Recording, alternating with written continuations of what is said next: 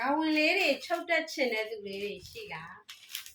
ကိုက basic frame လေးတွေတော့ဆွဲတက်ပြီပေါ့နော်ကောင်းဝင်လေးတွေဆွဲတက်ချင်တဲ့သူလေးတွေဆိုရင်ဒီလို basic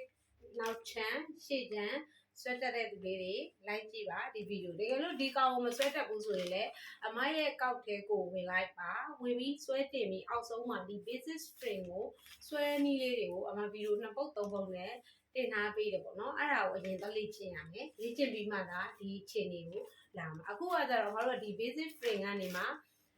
ကောင်းဝင်ပတန်ကိုဘယ်လိုသွားမလဲဆိုတာလေးကိုပြပေးမှာဖြစ်ပါတယ်။ကဲကောင်းဝင်ပတန်အခြေခံလေးကိုလိုက်ဆွဲမယ်။ပြီးတော့မှနောက်တစ်ပုတ်ကျရင်အဲ့ဒီအခြေခံရပြီးသားလူကကောင်းဝင်ဆွဲနည်းကိုသွားမှာဖြစ်ပါတယ်နော်။ဒီအင်ကြီးရဲ့အရှိရလေအမဒီlevel ကနေပြီးအဲ့လိုတစ်ခွဲချန်ပြီးတော့တန်းလိုက်တဲ့အချိန်မှာ32ခွဲရှိတယ်ပေါ့နော်။သူယူမဲ့အရှိကိုအရင်တန်းလိုက်တယ်32ခွဲရှိတယ်နော်။ပြီးပြီဆိုရင်အမတို့အရှိ32ခွဲကိုဒီစက်ကူမှာတစ်ချက်တိုင်းလိုက်မယ်ပေါ့နော်အရှိ32ခွဲအပေါ်မှာချုပ်စာနဲ့ချမ်းနော်၄စိတ်လောက်ချမ်းမယ်ချမ်းပြီးပြီဆိုရင်အရှိ32ခွဲကိုပတန်အကြီးနဲ့ပြရင်လည်းတိတ်မမြင်ရဘူးပေါ့နော်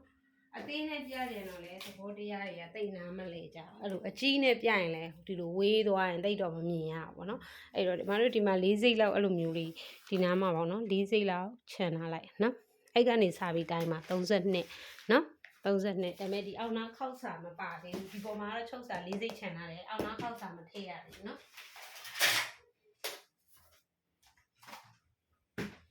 အခုခုနကအမားတို့ရဲ့ဒီ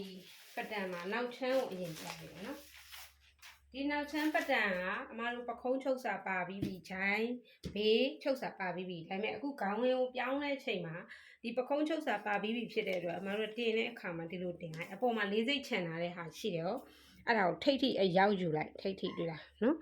ထိတ်ထိအဲ့လိုမျိုးအရောက်ယူရမယ်ဒီနားလေးကိုအရင်ပြမယ်ဒီထိတ်ထိအရင်ရောက်ယူရမယ်အဲ့ဒါဒီကနေစပြီးတိုင်းမှာပေါ့32ကနော်ပြီးရင်မှဒီအင်ကြီးမှာဇစ်ထည့်ပေးရမှာဆိုတော့ဒီမှာဇစ်စာတလက်မချမ်းမယ်နော်ဇစ်စာဒီမှာတလက်မတပြားဆွဲလိုက်မယ်ပေါ့နော်ဒီကနေဒီကိုတလက်မတိုင်းပြီးတလက်မတပြားအဲ့လိုဆွဲလိုက်မယ်နော်တကယ်မို့ဒီကောင်းဝင်ပတန်ကိုဆွဲတက်သွားပြီဆိုလို့ရှိရင်ဒါအခြေခံလေးတွေတဖြည်းဖြည်းရလာပြီနောက်ပိုင်းကိုလောက်ပါများရင်တော့ရသွားမှာပေါ့နော်ဒါပေမဲ့ကိုတေချာလေးတင်ကျင်တယ်နေစနစ်ကြကြလေးတင်ကျင်တယ်ဆိုရင်တော့ပညာ online class လေးကိုအမနောက်ပိုင်းဒီခေါင်းဝင်ပေါ့နော်ခေါင်းဝင်နဲ့ပတ်သက်တဲ့တီးတန့် online class လေးလုပ်ပေးမယ်ပေါ့နော်ဒီဗီဒီယိုမှာပြီးချင်မှပြီးမယ်နော်စိတ်လေးတစ်ပြေပြလို့မို့လို့စိတ်နဲ့ပြေတစ်ပြေ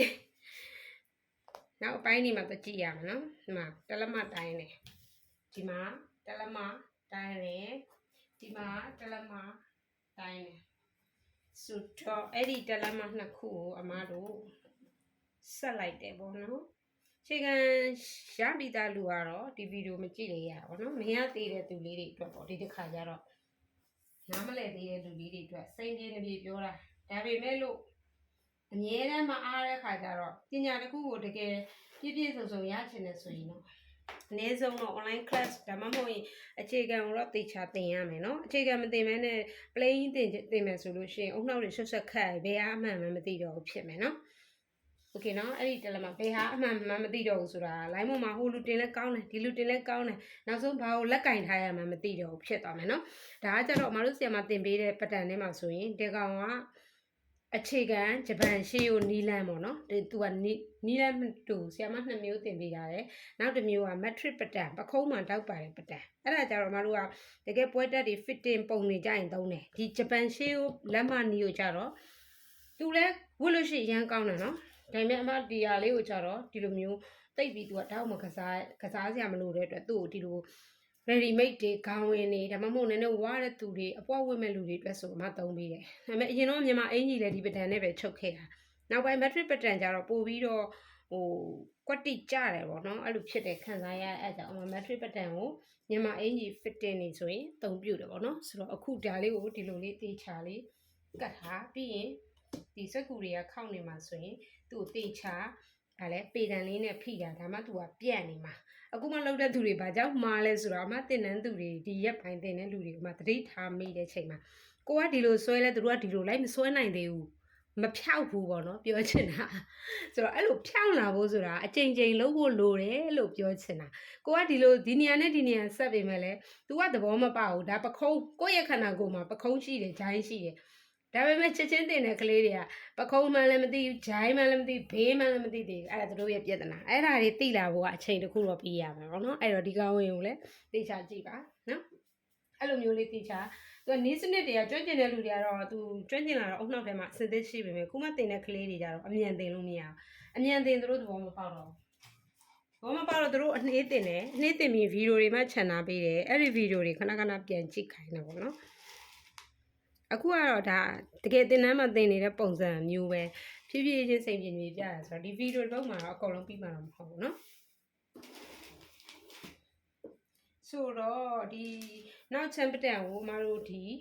လိုဆွဲတယ်ပေါ့နော်တေချာတင်လိုက်တယ်အဓိကဒီ basic frame ရရင်ပြီပေါ့နော်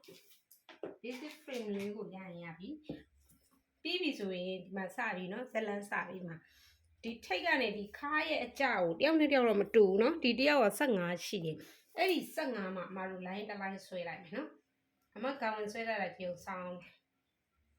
အခုမှကိုပြစ်ကိုတွေ့เนาะ15မှာ line တစ် line စာဆွဲလိုက်ပြီပေါ့เนาะ okay ဟိုဘက်ဒီဘက် line တစ် line ဆွဲလိုက်အဲ့ဒီ15နဲ့အမတို့တင်အကြရှိတယ်စက္ကန့်တွေဆွဲရင်တင်ကြ8တို့8ခွဲလို့ရှိတယ်အဲ့ဒါအခု8ခွဲယူလိုက်မှာပေါ့နော်တင်ကြကို8ခွဲယူလိုက်မယ်နင်ဟိုနောက်လေးဗီဒီယိုနားလေးကိုအဓိကပြပြီးမှဆိုတော့ဒီဘက်ကိုရွှေ့လာနော်ဒီအပေါ်ပိုင်းကဒီချက်မှပြင်ပြမယ်လောလောဆယ်ဒီခါလိုင်းနော်ဒါခါလိုင်းခုနပြတဲ့ခါအကြနေဒီဟိုမှာ8ခွဲယူတယ်အဲ့ဒါလူတယောက်ရဲ့ခါကနေတင်အမောက်ဆုံးနေရာထိတိုင်ရမှာ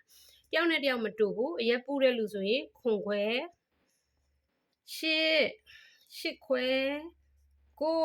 အဲ့လိုမျိုးတော့ရှိမယ်အရင်မြင့်တဲ့လူဆို6လက်မလောက်ထိရှိမှာပေါ့နော်ဒါအနေတော်သမားဆိုတော့မှ8ခွဲကိုယူထားတယ်နော်တိုင်းကြည့်ပါမှန်မယူချင်ဘူးဆိုလို့ရှိရင်တို့ခန္ဓာကိုယ်မှာတေချာတိုင်းလို့ရတဲ့အရာနော်အဲ့တော့အဲ့နေရာကိုတစ်ချက်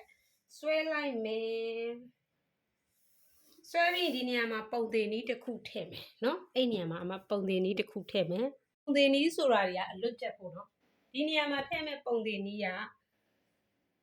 ဘာလဲဆိုတော့တင်အစာလေးအပေါင်း3.4နော်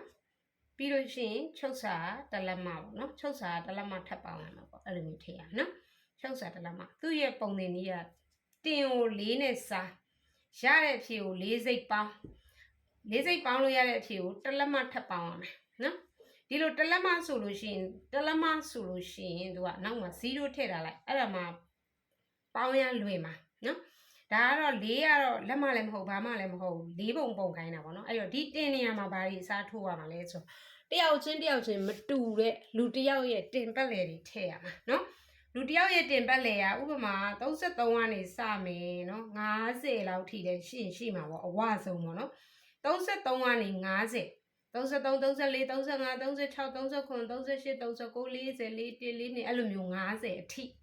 အစားထိုးပြီးတော့တွက်ကြည့်ရမှာနော်ဒါမှလူတိုင်းကိုချုပ်ပြီးလို့ရမှာဒါပေမဲ့ကိုတယောက်စာပဲထည့်မယ်ဆိုအမဆိုတင်35နော်အဲ့တော့ဒီမှာတင်35ကို4နဲ့စားမယ်ဟုတ်လားချမတွက်တတ်တဲ့လူတွေကဒီလိုမျိုးတွက်မှာပေဂျိုးဒီမှာ45ကို